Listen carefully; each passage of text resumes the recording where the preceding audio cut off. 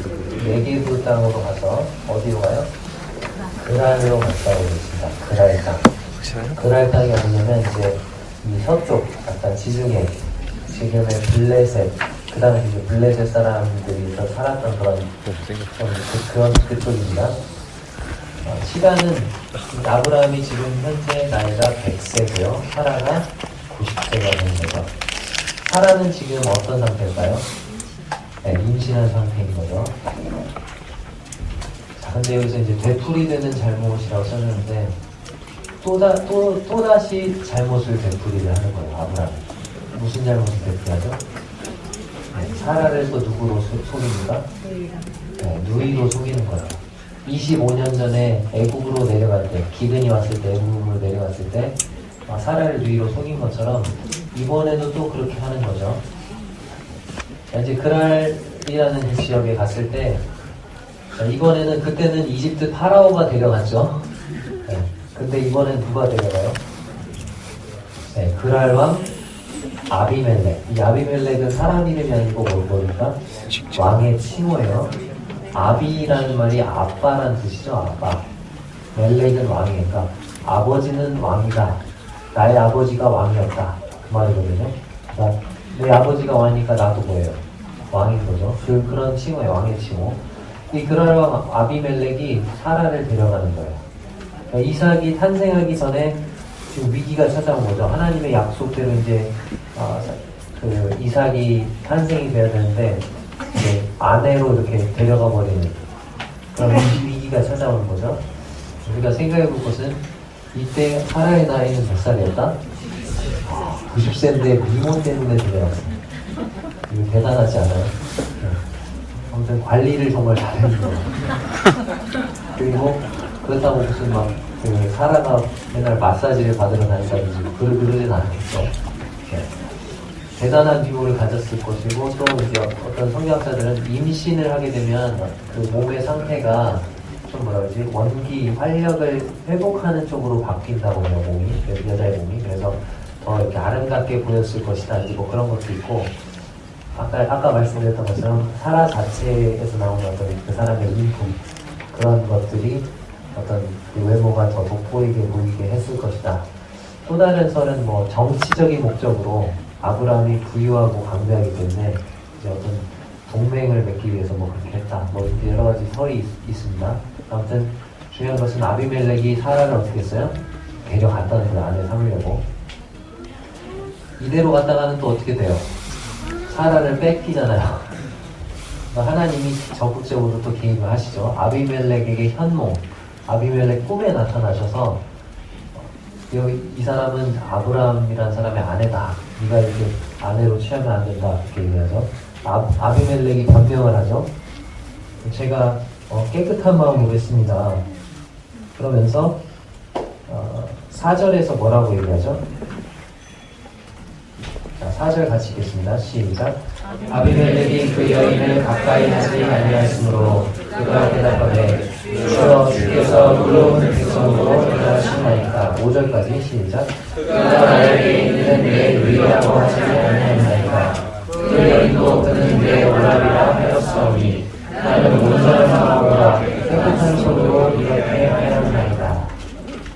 자, 근데 여기서 아비멜렉이 했던 말이 주여 주께서 의로운 백성도 멸하시나이까. 이 말이 이게 누가 했던 말이에요? 18절에서 아브라함이 했던 말이거든요.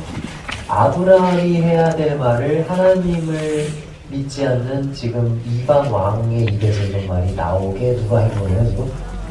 아브라함이 그렇게 행동하고 있는 거예요. 그래서 지금 이 창세기 20장은 그림이 좀 마음에 안 드는 그림이에요. 배경 자체가 좀 이상하게 꼬여있는. 그래서 하나님을 믿지 않는 아비멜렉은 어떤 위치에 와 있어요? 의로운 위치에 와 있고요. 하나님을 믿는 아브라함은 어떤 위치에 있게 됐어요? 악한 위치에 있는 거예요. 이상한 그림인 거예요. 근데 이제 아무튼 하나님께서 적극적으로 개입을 해주셔서 이 아브라함을 뭐라고 부르시죠? 야, 그는 누구다? 선지자다. 하면서 이 아브라함을 선지자로서 그 역할을 회복시켜 주시는 하나님의 그 자비를 보게 됩니다. 20장에 이제 아브라함의 경로가 나오죠. 헤브론에 있었다가 헤브론에서 이스마엘이 아까 출생을 했었죠. 그리고 천사를 대접했죠. 그리고 나서 소돔과 고모라가 멸망한 후에 어디로 이주하죠? 네, 그랄로 이주를 합니다. 이제 그랄로 이주를 하면서 누가 아내를 데려가요? 아비멜렉이 데려가서 아내가 위험에 처한 그런 상황입니다. 그랄 땅의 모습이 이렇게 나와 있고요. 사진을 보시면 그랄 땅이 이런 땅이다. 그리고는 그랄 시내가 있죠. 시내가 있고 사람들이 살던 테레의 모습이 있고 이제 창세기 26장에 가면 이삭이 이제 그랄이라는 땅에서 이렇게 농사를 짓는 모습이 나오는데 아마 이런 곳에서 배경이 이제 이렇지 않았을까 이제 보는 거죠.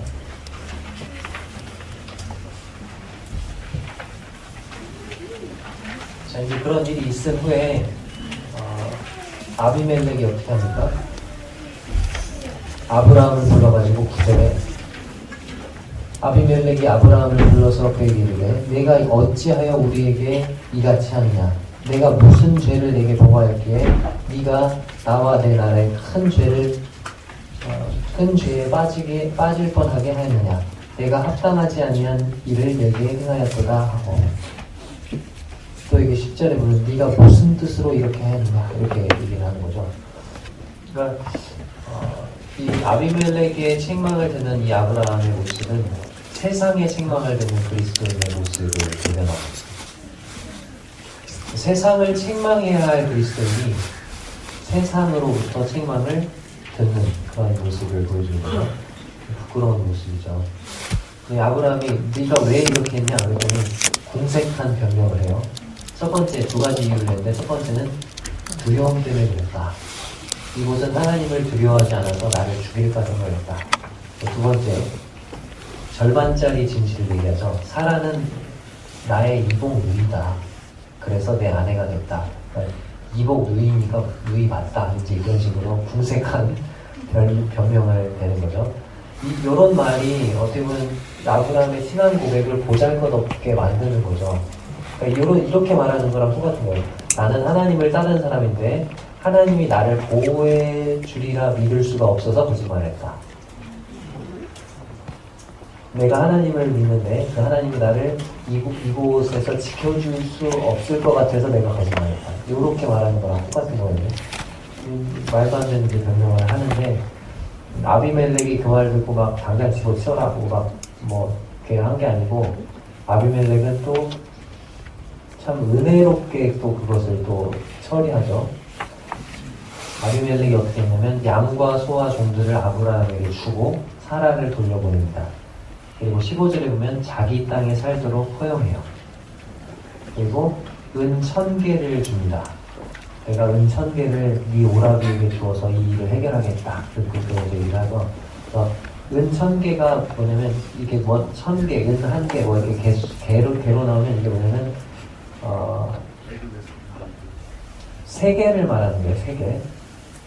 그래서 이게 이제 1세겔이 11.4g인데 은 1000개니까 11.4kg이 되는 거예요. 이게 이제 데나리온으로 따지면 3000데나리온이 되는 거거든요. 1데나리온이 뭐죠? 노동자 하루 품삯이죠. 그렇게 따지면 3000데나리온은 3000일의 품삯이에요. 이 품삯을 하루 10만원으로 치면 3억 정도가 되는 거죠. 당시의 은혜의 가치가 지금 그때 이제 이 데나리온이라는 게 나온 그거는 이제 예수님 당시니까 그 이전으로 봤을 때는 훨씬 더 가치가 있었을 거라는 거죠. 이런 걸 누구에게 줬어요? 네 남편에게 주어 이렇게 안 하고 뭐라 했죠? 네 오라비에게 주어서 비꼬는 말투로 하는 거예요. 약간 뒤끝은 있었던 것 같아요. 아니면 보내긴 하는데 그래 오라비 이렇게. 그래서 이제 나는 네가 네 남편보다 훨씬 더 훌륭하다 이런 것들을 보여주는 거죠. 아브라함이 아비멜렉과 그의 아내와 여종을 치료해 줍니다. 기도로. 그래서 이제 출산을 하게 되는 거죠. 하나님께서 이제 아브라함의 아내 사라의 일로 아비멜렉 집의 모든 태를 닫으셨었죠. 그 전에 이제 데려오면서 자 여기 지금 이삭이 탄생하기 전에 이삭의 엄마가 뺏기고 또 아빠도 잘못하면 아비멜렉이 될 뻔했던 이런 위기가 아비멜렉 때문에 왔는데 그 전에 누구 때문에 온 거예요? 아브라함이 사라를 누이로 속이지 않았다면 그런 위기가 없었겠죠. 또 애초에 어디를 안 갔다면 그랄로 가지 않았다면 이런 일이 없었던 거죠. 20장은 우리 마음에 거슬리는 이야기들로 꽉 차 있는 장입니다. 하나님을 섬기는 사람과 우상을 섬기는 사람. 하나님을 섬기는 사람은 어떻게 행동해요? 부도덕하게 행동해요. 정직하지 않은 행동을 해요. 우상을 섬기는 사람은 진실한 행동을 하는 거죠. 깨끗한 손으로 행동하는 거고. 자, 하나님을 섬기는 사람은 자신의 죄악을 어떻게 하죠? 정당화하고 합리화하고 변명을 해요. 근데 우상을 섬기는 사람은 어떻게 하죠? 그 죄를 어떻게 합니까? 용서해주고 선물을 줌으로써 악을 선으로 갚아요. 이게 어떻게 된 거죠? 이게 원래는 어떻게 해야지 맞죠, 자리가? 안 돼. 뒤바뀌어야 되잖아요. 근데 20장에서는 어떻게 됐어요? 이게 완전히 반대로 돼 있는 거예요. 그럼에도 불구하고 하나님은 이 신자의, 믿는 자의 위기에 적극적으로 개입하시는 하나님, 그리고 해결해 주신 하나님, 그 아브라함이 선지자로서 역할을 할 수 있도록 회복시켜 주시는 하나님, 자비롭고 은혜로우신 하나님으로 나타납니다. 그리고 마지막으로 아비멜렉 집의 건강을 회복시켜서 자식을 허락하시는 자비로우신 하나님의 모습으로 나와 있습니다. 창세기 20장이 이렇게 끝나고 21장으로 넘어가는데, 자, 이 그림 드디어 기다리고 기다리던 누가 나왔어요? 이삭. 저는 첫 아이를 낳았을 때 이렇게 그윽하게 쳐다보진 않았어요. 이게 뭐지? 왜 그러는데? 아기가 태어났고 제가 아빠가 되었다고 하는데 아빠가 될 준비는 하나도 안 된 상태에서 어떻게 보면 아빠가 된 거죠. 대부분 그렇지 않습니까? 그런데 아브라함은 어땠어요?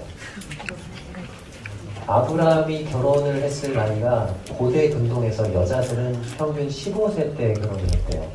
남자는 17세 때 결혼을 했대요. 그러면 지금 100세 때 얻었거든요. 83년을 기다린 아들입니다. 할아버지가 될 준비. 이건 뭐 난임 불임을 넘어서서 대단한 거죠. 83년 만에 낳은 아들인데 아들이 아니고 거의 손자, 증손자 또래. 할아버지가 될수록 아이들이 그렇게 예쁜가 봐요. 할아버지들은 아이들을 똑똑 한다고 하죠. 그런 아들이 이제 태어난 거예요.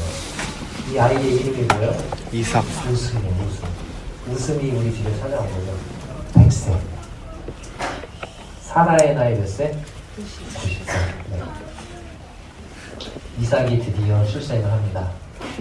1절에 2번 나와 있어요. 여호와께서 말씀하신 대로. 하나님께서 말씀하시는 것은 반드시 어떻게 된다? 이루신다는 거죠. 그리고 여기 보니까 말씀하신 시기가 되어 이렇게 되어 있습니다.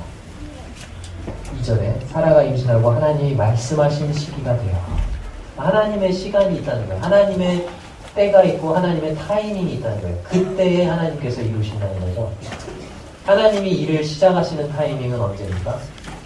사람으로서는 불가능할 때, 이제 우리는 안 됩니다 이렇게 포기했을 때 하나님이 일을 시작하시는 타이밍이죠. 자, 이삭의 이름의 뜻이 뭐라고 했죠? 웃음이에요. 처음에는 불신앙의 웃음이죠. 그럴 수 있을까? 근데 그게 이제 어떻게 됐어요? 이삭이 태어나면서 기쁨의 웃음으로 바뀌어요. 6절에 보니까 하나님이 나를 웃게 하십니다. 이때 웃음이 불신앙의 웃음이 아니라 기쁨의 웃음이었겠죠. 그리고 그 웃음이 또 무엇으로 변합니까? 축복의 웃음으로. 듣는 자가 다 나와 함께 웃으리로다. 기쁨과 축복의 웃음으로 바뀌는 것을 봐요. 그리고 이제 이삭에게 무엇을 행합니까? 하나님 아까 약속하신 그 징표요. 할례를 행하죠. 난지 몇 일 만에? 8일 만에 할례를 받는데 이삭이 난지 8일 만에 할례를 받는 최초의 남자예요. 그 전에 할례 받은 사람들은 언제 받았어요? 다 8일 유통기한이 지나서 받은 거예요. 제대로 받은 사람은 누구예요? 이삭이에요. 자, 근데 이삭이 태어나고 나서 하갈과 이스마엘이 쫓겨나는 장면이 8절에서 21절까지 나오는데 여기에 이유식이 나옵니다. 우리 먹는 이유식 말고요. 이유, 그러니까 젖을 때는 식, 예식이라는 뜻이죠. 우리나라의 돌잔치 같은 그런 느낌인데 당시 아기들이 2~3살이 되기 전에 죽는 일이 많았대요. 우리나라에서 뭐 돌 되기 전에 죽었다고 해서 돌을 생겼잖아요. 여기는 2~3살 되기 전에 죽는 일이 많았기 때문에 그 아이가 앞으로 잘 커서 성인이 돼서 상속자가 될 수 있는 가능성을 보여주는 의식이 바로 이유식이라는 것입니다. 근데 고대 근동에서 젖을 때는 나이가 몇 살이라고요? 3살. 그러니까 이삭이 몇 살 때? 3살 때. 그럼 아브라함 몇 살이에요? 103세고 이스마엘은 몇 살? 17살. 이스마엘이 17살이라는 것은 이스마엘이 뭐 할 때가 가까웠다? 결혼할 때가 됐다는 거죠. 그런데 이 이유식을 하는 날인데 기쁨의 날이고 좋은 날인데 그때 이제 무슨 장면을 목격해요? 사라가 딱 보니까 이스마엘이 누구를 놀려요? 그냥 놀리는 게 아니고 이게 희롱을 하는 거 했다고 돼 있죠. 희롱했다. 이제 막 이삭이 태어난 다음부터 그 우리 첫째들이 보는 그 아픔 있죠. 네, 저희 남원 성교에도 막 아이들이 태어나서 그 위에 있었던 지금까지의 막내의 위치에서 그 모든 특권과 좋은 것들을 누려왔던 그 아이들이 이제 조금씩 어떻게 돼요? 네. 부모님들이 다 이제 막 이렇게 하잖아요. 이쪽에 이제 찬밥이 되는 거예요. 그러니까 이스마엘도 그런 걸 느꼈겠죠. 아마도 동생에 대한 편애에 대한 미움에서 이렇게 희롱을 했겠죠. 사라가 뭐라고 하냐면 여기서 의미심장한 말을 하죠. 어떻게 합니까? 10절을 같이 한번 읽겠습니다. 10절 시작. 그가 아브라함에게 이르되 이 여종과 그 아들을 내쫓으라. 이 종의 아들은 내 아들 이삭과 함께 기업을 얻지 못하리라 하므로. 그러니까 이 여종과 그 아들을 어떻게 하라고요? 내쫓으라. 근데 이게 성경에 갈라디아서 4장 30절에 인용이 됐어요. 왜 갈라디아서에서는 이 말을 인용했을까요? 갈라디아 교회에 문제가 있었죠. 갈라디아 교회에 무슨 주의가 들어왔어요? 율법주의가 들어왔어요. 거짓 교사들이 들어와서 율법주의를 가르친 거예요. 율법을 지키지 않으면 구원받을 수 없다. 은혜와 율법을 섞는 거죠. 근데 이제 이 갈라디아 교회에 보낸 서신에서 사도 바울이 그게 아니다. 오직 믿음으로만 구원받는 거다. 그러면서 이제 얘기를 하는 거예요. 너희는 율법에 속한 자가 아니라 뭐에 속한 자다? 은혜에 속한 자다. 너희는 육체에 속한 자들이 아니라 성령에 속한 자고 너희는 속박에 매여 있는 게 아니고 너희는 이미 예수 그리스도 안에서 자유를 누리고 있는 사람이다. 그러니까 너희 그 교회 안에 있는 그 종이 되려고 하는 사람들 여종과 그 아들을 내쫓아라. 그 거짓 교사들을 내쫓아라. 그러면서 이것을 인용하죠. 그러니까 갈라디아 교회에 들어와 있는 율법주의를 내쫓으라고 하면서 이 구절을 인용을 합니다. 근데 이제 그렇게 사라가 말을 하니까 아브라함이 근심이 됐어요. 자, 여기 보니까 문화적인 배경을 보면 이라크의 도시 유적인 누지, 이제 그쪽 아까 그쪽에 있는 그 우르 하란도 그 사이에 있는 그쪽에 누지라는 곳이 있는데 거기에 이제 누지 토판과 또 바벨론 토판 이런 토판들을 보면 정실 부인이 아이를 낳았다. 적출자라고 하죠. 적자를 낳았다고 해서 첩의 아들과, 그러니까 서자와 의절을 하면 돼요. 그러니까 지금 이런 상황이죠. 첩을 통해서 아들을 낳는데, 나중에 이제 정실 부인이 아들을 낳았어.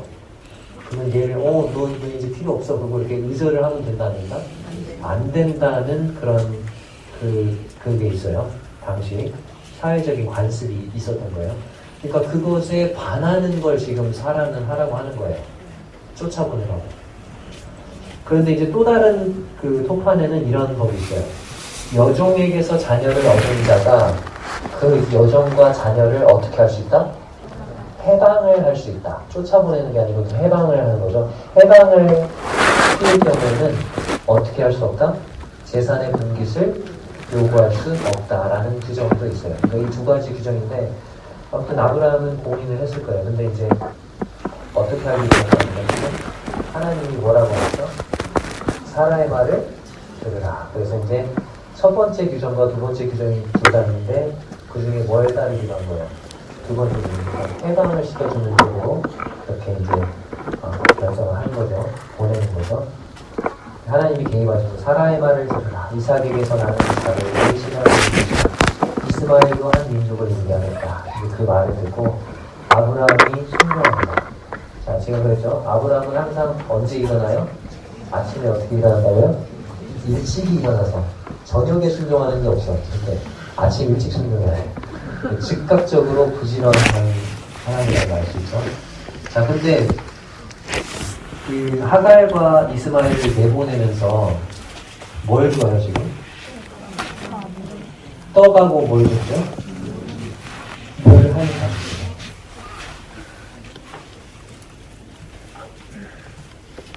떡과 물 한 가죽부대. 근데 한번 생각해보세요. 지금 아브라함이 어떤 사람이에요? 재산이 없어요. 엄청 많잖아요. 엄청 많은데 왜 이렇게밖에 못 쓰나? 왜 이렇게 가혹한가? 이제 그렇게 생각을 하는 거죠. 거기에 대해서 여러 가지 설이 있는데 첫 번째 설은 뭐냐? 사라가 매정하게 풀었다. 아무것도 없구나. 두 번째 설은 뭘까요?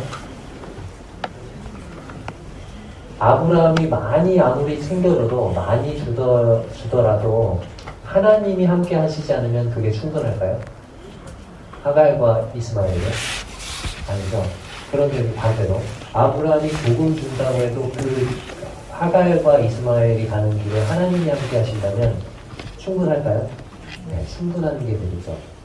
아브라함이 많이 주면 줄수록 이 하갈과 이스마엘은 누구를 더 의지할까요? 아브라함을 의지하겠죠. 사랑을. 근데 아브라함이 그 주는 것을 조금 주면 줄수록 누구를 더 의지할까요? 네, 하나님을 의지. 그래서 하나님을 의지하는 법을 더 일찍 배우게 하기 위해서 그랬을 것이다. 그렇게 보면 학자들도 있습니다.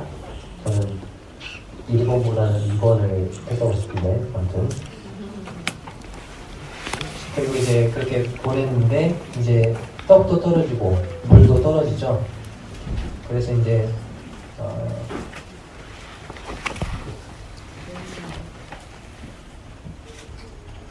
15절에 보면 가죽 부대에 물이 떨어진지라 그 자식을 관목 덤불 아래에 두고 이르되 아이가 죽는 것을 참아 보지 못하겠다 하고 화살 한바탕 거리 떨어져 마주 앉아 바라보며 소리내어 우니 17절에 뭐라고 되십니까? 하나님이 그 어린아이의 소리를 어떻게 했다고요? 들으셨다. 그렇게 되죠. 하나님께서 들으셨다. 그리고 이제 하나님의 사자가 나타나죠. 그래서 두려워하지 말라고. 그러면서 하나님께서 저 아이의 소리를 들었다고. 그리고 그 아이를 일으켜서 복절하라. 그가 큰 민족을 이루게 하리라. 그러면서 19절에 어떻게 했습니까? 눈을 밝혀서 어떻게 했다고요? 샘물을 보게 하시는 거죠. 19절에 보면 샘물을 발견하는 장면이 나오는데, 그러니까 지금 하갈이 두려움과 혼란 속에 빠져있을 때는 뭘 발견하지 못했어요? 샘물이 거기 있는데도 불구하고 발견하지 못한 거예요. 근데 샘물이 거기 없었다가 생겨난 거예요? 있었는데 발견 못한 거예요? 있었는데 발견을 못한 거죠.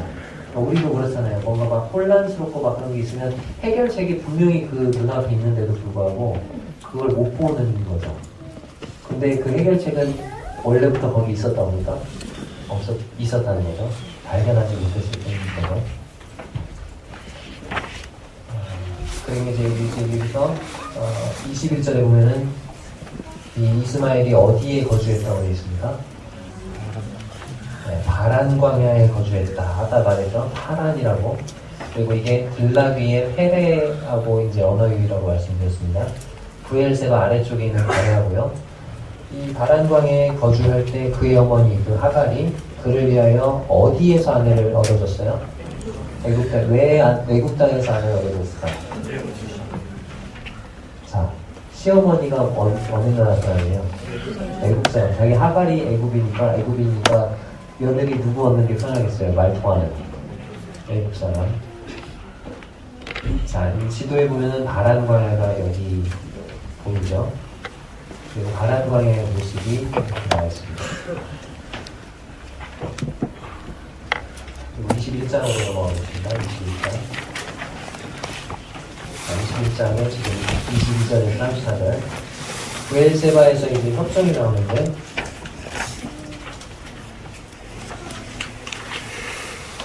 아비멜렉하고 군대장관 비굴이 아브라함을 찾아오죠.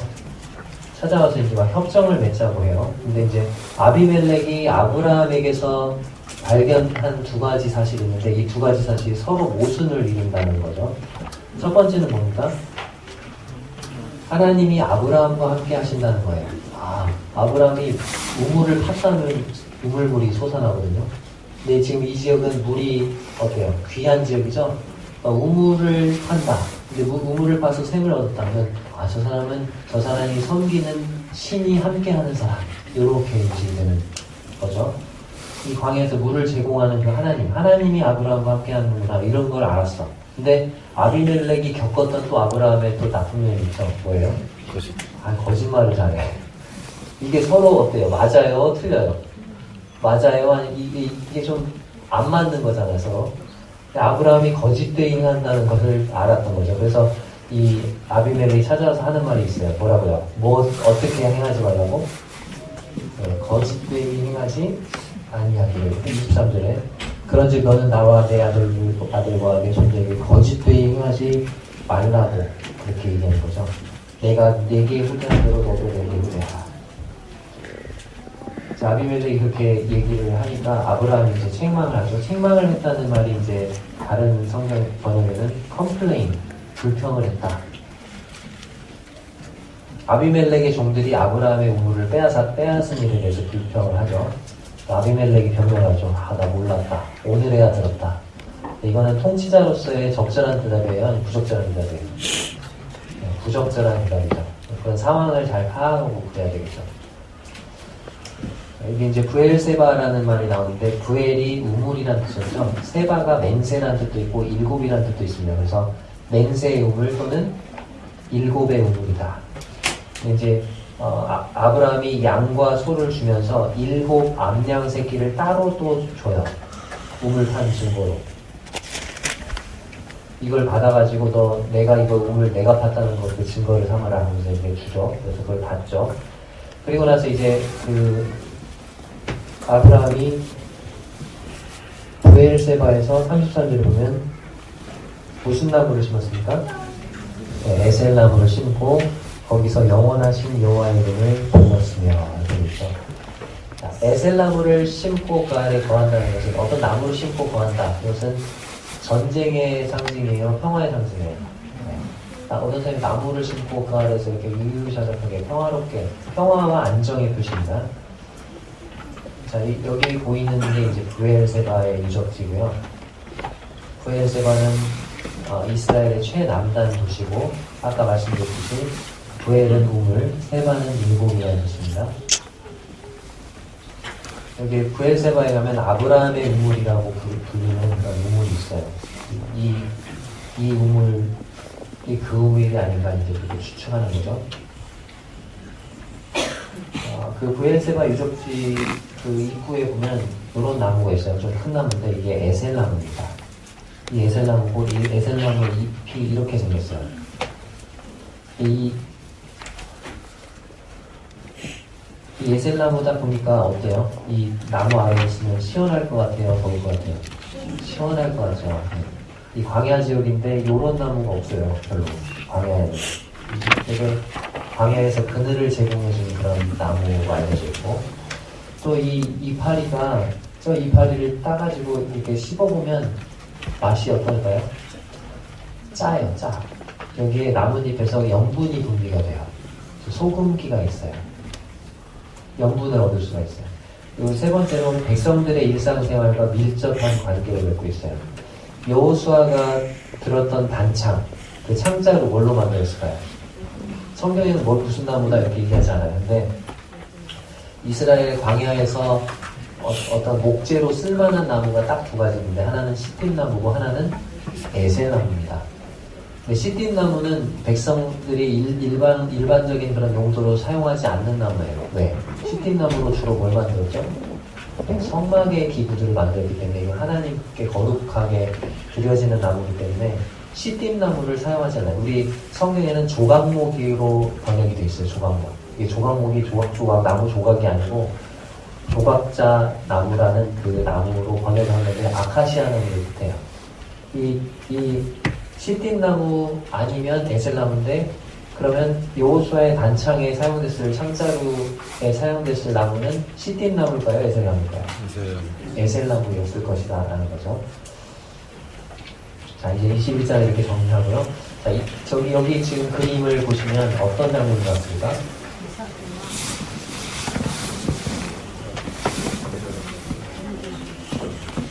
네, 아브라함이 이삭을 제물로 바치는 그런 장면인데 칼로 이제 그 이삭을 찌르려고 하니까 천사가 나타나서 누구 손을 딱 잡았어요? 아브라함의 손을 딱 잡고 제지하는 그런 장면이죠. 22장 보겠습니다. 성경에 최초로 언급되는 단어 4가지가 22장에 나와요. 첫 번째 단어는 뭐냐면 시험이라는 단어입니다. 22장 1절에 보면 그 일 후에 하나님이 아브라함을 시험하시려고 그를 부르시되 이렇게 되어 있죠. 시험. 그래서 시험, 하나님이 우리에게 허락하시는 이 시험이 도대체 어떤 것인가? 시험의 성격, 그리고 하나님이 시험하시는 그 목적이 뭔지 이런 것들을 살펴볼 수 있는 거죠. 하나님이 시험하실 때 뭘 시험하시죠? 우리의 믿음에 대해서 하나님 시험하시는 거죠. 시험하시면서 하나님이 보시기를 원하는 게 있어요. 하나님을 경외하는가. 나중에 이제 이 시험이 끝나고 그렇게 되면 네 독자라도 아끼지 아니하실 때 내가 인지해야 네가 하나님을 뭐 하는 줄 알아? 경외하는 줄 안다. 이렇게 해야 돼요. 지금 이삭이 막 100세 태어나가지고 얼마나 지금 애지중지하면서 길렀을 거예요. 그죠? 하나님보다도 더 혹시 사랑하지 않는가? 하나님보다도 더 집착하지 않는가? 이제 그런 것들을 보는 거죠. 우리가 하나님보다 더 사랑할 수 있고 집착할 수 있는 게 혹시 없는가? 그 대표적인 것이 이제 우리가 가진 소유물, 또 직업, 꿈, 어떤 인간관계, 뭐 이런 것들. 그런 걸 시험하는 거죠. 자, 두 번째, 또 최초로 언급되는 단어 두 번째는 뭐냐면 사랑이란 단어예요. 사랑이란 단어가 맨 처음 나오는 데가 어디예요? 창세기 22장에 사랑이란 단어가 처음으로 나오는 거예요. 성경에 기록된 최초의 사랑은요, 연인 간의 사랑이 아니에요. 남녀 간의 사랑이 아니에요. 누구와 누구의 사랑이에요?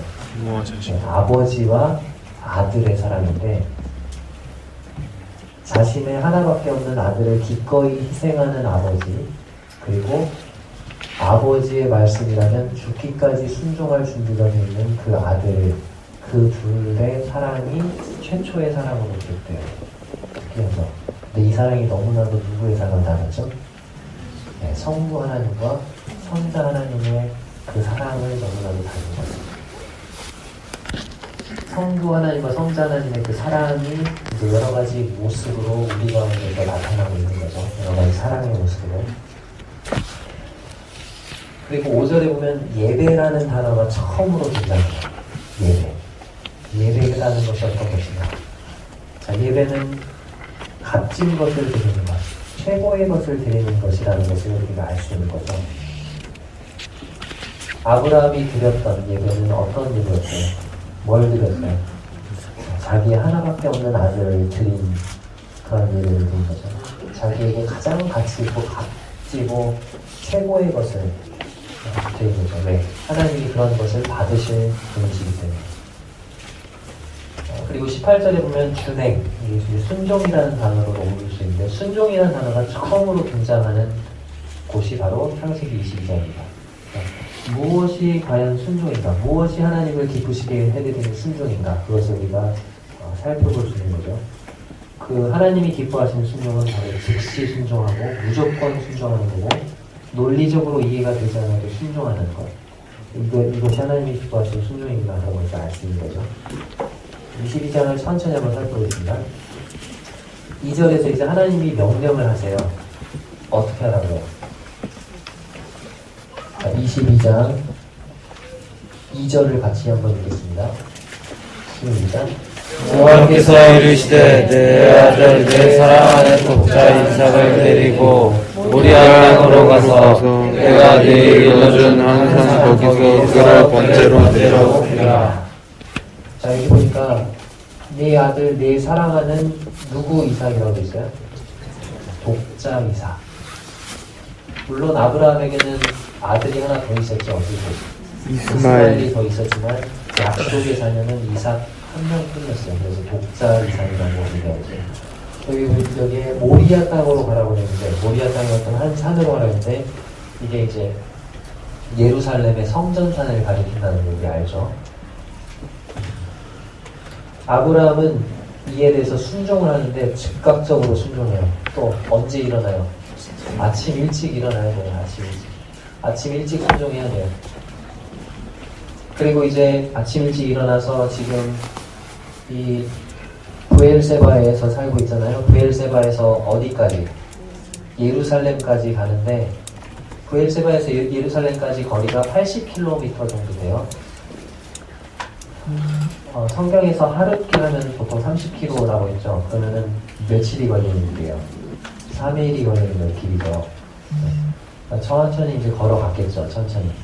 근데 야곱이 나중에 이 길을 가는데, 야곱도 출발지가 브엘세바예요. 근데 어디까지 가냐면 베델까지. 예루살렘의 위에 있어요. 베델은 20km를 더 가야 돼요. 100km인데 야곱은 어떻게 한 줄 아세요? 브엘세바에서 베델까지 하루 만에 출발을 해요.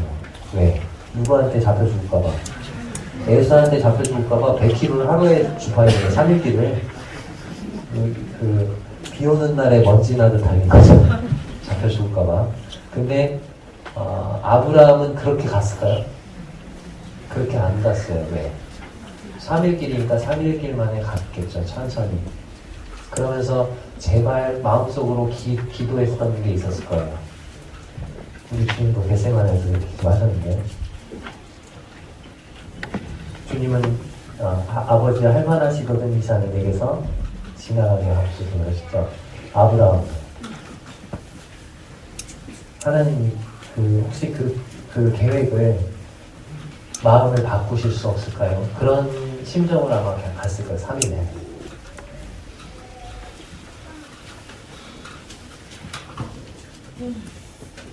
그리고 이제 드디어 3일 만에 하나님이 말씀하신 그 산이 보이는 거예요. 근데 그때까지도 하나님 마음을 안 바꾸시는 거죠. 독자 이삭을 번제로 드리라는 그 명령을 철회하지 않는 거예요. 이제 가야 되는데 사환들이 따라갔잖아요. 방해 요소를 제거하는 거죠. 너희는 나귀와 함께 여기서 기다리라. 만약에 데리고 왔다가 사환들이 내가 막 이삭을 결박해가지고 죽이려고 하면 사환들이 어떻게 하겠어요? 그냥 나를 말리겠죠. 그러니까 사환들을 떼어놓고, 그리고 나서 아브라함이 한 가지 의미심장한 말을 합니다. 내가 아이와 함께 저기 가서 예배하고, 그 다음에 말에 빨간색으로 동그라미 쳐야 돼요. 누가 돌아온다고 했습니까? 네, 우리가 너희에게로 돌아온다. 내가 아이와 함께 저기 가서 예배하고 내가 너희에게로 돌아오리라 그랬으면 아브라함 마음속에는 얘를 이삭을 죽여서 바치고 나서 이제 누구 혼자 오겠구나, 나 혼자 오겠구나, 그런 마음이었겠죠. 근데 아브라함은 어떻게 생각한 거예요? 내가 죽여서 이삭을 번제로 드릴지라도 하나님은 이 이삭을 통해서 후손을 주시겠다고 그렇게 말씀하셨기 때문에 이 이삭을 어떻게 하실 거다. 내가 죽일지라도 이 이삭을 살려내시리라는 믿음이 있었던 거예요. 그렇게 생각했기 때문에 저기 가서 예배하고 누가 돌아온다고요? 우리가 돌아온다고 믿음의 고백을 합니다. 그리고 이제 올라가는 하늘, 여기서 또 성부 하나님과 성자 하나님의 그림자를 보게 되죠. 나무는 누가 되죠? 네, 아들이 지고 갑니다. 그리고 아버지는 뭘 들고 가요? 불과 칼을 이렇게 들고 가는 거죠. 근데 제가 볼 때 이 그림은 좀 잘못됐어요. 이삭이 너무 어려워요. 그러지 않아요? 이거 아동학대예요. 이거. 나무를 들었다, 나무를 대신 들었다. 그 말은 아브라함보다 더 건장했다, 약했다. 건장했다. 더 건장했다는 거예요. 아브라함이 만약에 이삭보다 더 힘이 있었으면 누가 장자가 되었겠어요? 아브라함이 되었겠죠. 근데 이삭에게 지은 것은 이삭을 아동학대하기 위한 것이 아니고 어떤 그림을 보면 막 이삭을 막 아브라함이 두 손으로 번쩍 들어가서 이렇게 막 하는데 그런 게 아니죠. 이삭은 이때 청년이었을 것이다. 여기 아이라고 돼 있는데 아이라는 말은 결혼하기 전 사람은 다 청년이에요. 아이라고 번역을 하는 거죠.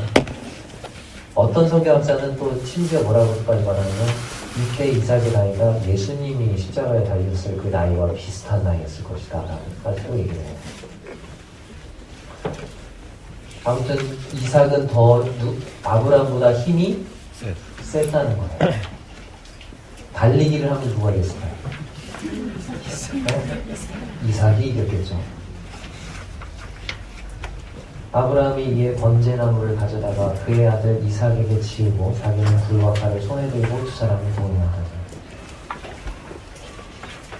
7절에서 이제 이들 부자의 유일한 대화가 기록이 되어 있어요. 아브라함과 이삭이 대화한 내용이 어디도 안 나오는데 여기만 나와요. 근데 그 대화의 내용을 보세요. 내 아버지여, 내 아들아 내가 여기 있노라. 불과 나무는 있거니와 번제할 어린 양은 어디 있나이까. 내 아들아 번제할 어린 양은 하나님이 자기를 위하여 친히 준비하시리라. 이런 대화입니다.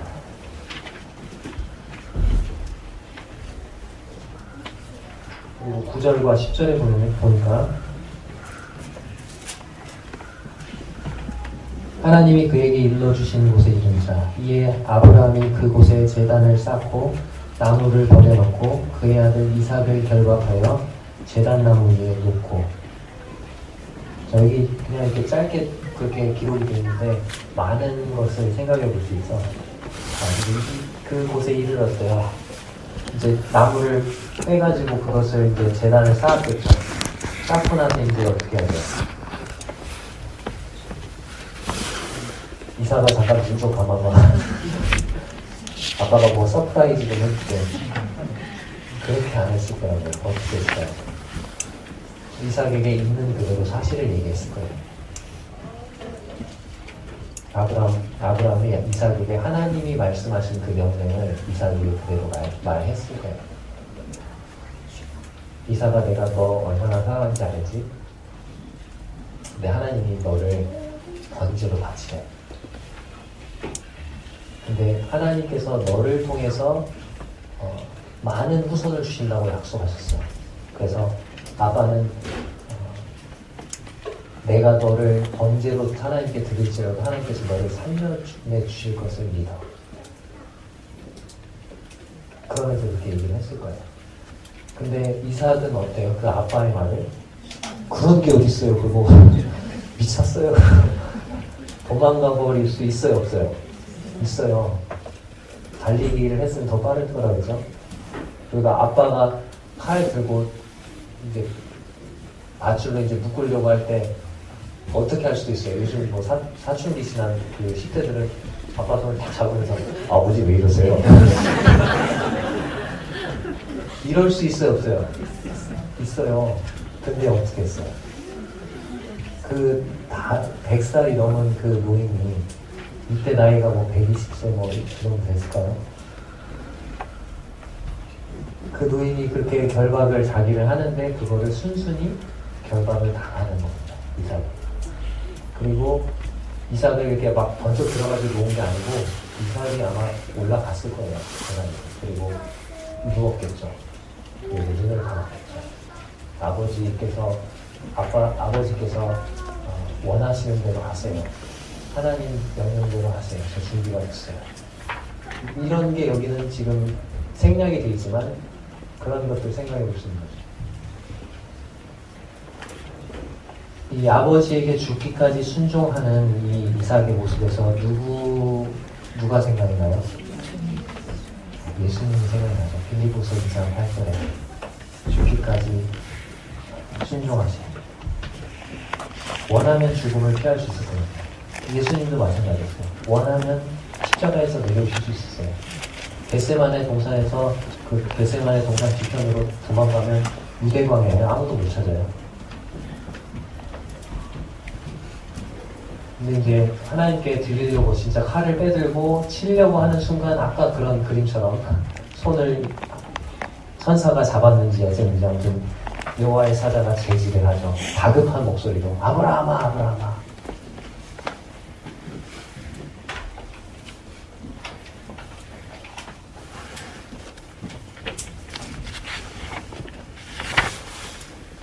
절부터 읽겠습니다. 손을 내밀어 칼을 잡고 그 아들을 잡으려 하니 여호와의 사자가 하늘에서부터 그를 불러 이르시되 아브라함아 아브라함아 하시는지라. 아브라함이 이르되 내가 여기 있나이다 하며 사자가 이르시되 그 아이에게 내 손을 대지 말라. 그에게 아무 일도 하지 말라. 내가 내 아들 내 독자까지도 내게 아끼지 아니하시니 내가 이제야 네가 하나님을 경외하는 줄을 아노라.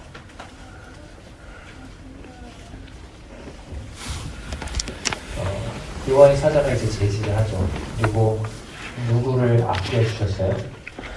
아브라함의 아들인 이 이삭을 아끼신 거예요. 이 이삭이 희생당하는 것을 막으신 거예요. 이거 하나님은 어떻게 하실 수 있어요? 번제 받고 다시 살려내실 수도 있어요. 근데 차마 그 광경을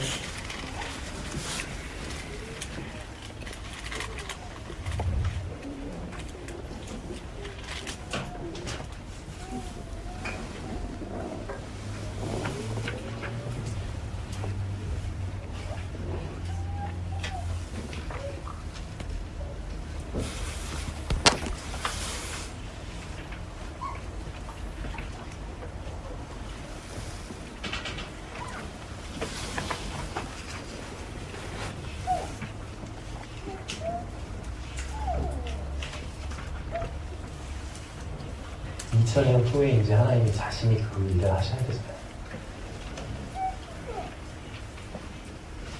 근데 아브라함은 그 똑같은 일을 되풀이하게 하고 싶지 않았었던 거죠. 그 아들을 희생하는 그 고통을 나만 알아도 좋겠다. 하나님 그렇게 생각하신 거죠. 그래서 제지하신 것입니다. 하나님께서는 아브라함의 아들 이삭을 아끼셨어요. 근데 누구는 아끼지 않으셨어요? 정작 자기 아들은 아끼지 아니하시고 십자가에 내어주신 거죠.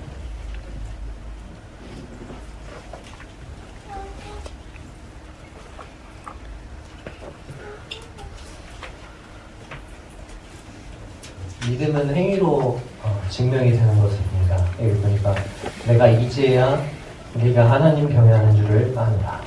야고보서에서 살아있는 믿음과 죽은 믿음에 대해서 얘기하고 있는데 아브라함이 믿음을 가지고 있었을 뿐만 아니라 그 믿음을 행동으로서 자기가 가진 믿음을 증거했다고 말하고 있는 것입니다.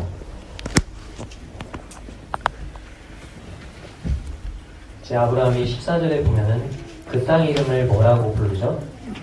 여호와 이레다. 이 뜻이 여호와의 산에서 준비되리라. 하나님께서 준비하신다. 그런 말이죠. 그리고 하나님께서 이제 그 아브라함과 이삭, 이 그림은 참 마음에 들어요. 아브라함과 이삭이 서로 껴안고 서로를 진짜 죽음 앞에서까지 서로를 신뢰했던 그 부자가 서로를 그윽히 쳐다보면서 사랑의 눈길이 드러나는 그 그림이 참 잘 표현을 한 것 같다. 그런 생각이 들어요. 순양이 지금 대신 번제로 되고 있죠. 아들을 대신해서 번제로. 이 순양은 우리를 대신하여 죽으신 예수 그리스도를 나타내고 있고, 여기서 여호와 이레, 여호와께서 준비하신다. 그리고 15절에서 18절까지 이제 하나님께서 이제 그 아브라함이 드렸던 그 예배를 너무나도 기쁘게 받으시고 거기에 대해서 너무 이제 막 너무 주고 싶으신 거예요, 하나님이. 그래서 그냥 약속을 하셔도 되는데 맹세를 하시죠. 근데 맹세를 하면서 뭐라고 하십니까? 내가 누구를 가리켜 맹세한다고요? 나를 가리켜 맹세한다. 왜? 히브리서에서 말하죠. 왜 하나님은 자신을 가리켜서 맹세하실 수밖에 없죠? 하나님보다 더 큰 이가 있어요, 없어요? 없기 때문에 자기 자신을 가리켜서 맹세를 하시는데, 내가 네게 큰 복을 주겠다. 하나님은 우리의 예배에 대해서 이렇게 보상해 주시는 거죠. 우리의 삶으로 드리는 그런 예배. 내가 네게 큰 복을 주겠다. 그리고 두 번째로 네 씨로 크게 번성하여 하늘의 별과 같고 바닷가의 모래와 같게 하겠다. 그리고 세 번째, 네 씨가 그 대적의 성문을 차지하리라. 이것은 가나안 정복들의 성취가 되죠. 이스라엘 자손들이 가나안의 그런 가나안 족속들을 정복하는. 네 번째는 또 네 씨로 말미암아 천하 만민이 복을 받을 것이다. 이것은 그때 성취가 되는 거죠. 또다시 이런 약속을 맹세로 하시고, 이제 아브라함이 19절에 보면 브엘세바로 돌아갔다 이렇게 되어 있습니다. 브엘세바로 돌아가게 되고요. 20절에서 24절까지는 이제 24장에서 이삭의 신부 리브가를 소개하기 위해서 리브가가 그 계보에서 어디에 위치하는지 그런 것들을 이제 보여주는 거죠. 자, 이제 22장에서 모리아산에 가서 기다렸는데, 이 모리아산이 어디냐? 모리아산은 지금 이제 성전이 지어져 있는 성전산을 가리키는 거죠. 성경에서도 모리아산이 어딘지가 정확히 말이죠. 역대하 3장 1절을 같이 읽겠습니다. 시작. 솔로몬이 예루살렘 모리아 산에 여호와의 전 건축하기를 시작하니 그곳은 전에 여호와께서 그의 아버지 다윗에게 나타나신 곳이요 여부스 사람 오르나드의 타바당에 다윗이 정한 곳이라. 자, 여기 보니까 지금 모리아산이 어디 있다고 돼 있어요? 예루살렘 모리아산. 모리아산은 어디 있다? 예루살렘에 있다는 것을 알 수 있죠. 그리고 이 모리아산에 뭘 건축했다고요? 여호와의 전, 그러니까 하나님의 성전이 건축이 됐구나, 이 모리아산 위에. 그걸 알 수 있고, 이곳이 원래는 아버지 다윗 때 어떤 곳이었어요? 오르난이라는 사람의 사장마당이었다. 그곳을 다윗이 이곳에다 성전을 지어 이렇게 정한 곳이라는 거죠. 그래서 이 성전이 있는 성전산이 이제 모리아산이 되는 것입니다. 이제 감람산에서 바라본 예루살렘 성전산의 모습이고, 이게 지금은 여기에 이슬람 사원이 지어져 있지만, 이제 여기에 원래는 뭐가 있었어요? 하나님의 성전이 있었던 거고, 하나님의 성전이 있었고, 또 하나님의 성전이 지어지기 전에 아브라함 때 이곳에서 바로 누가 드려진 거예요? 이삭이 번제를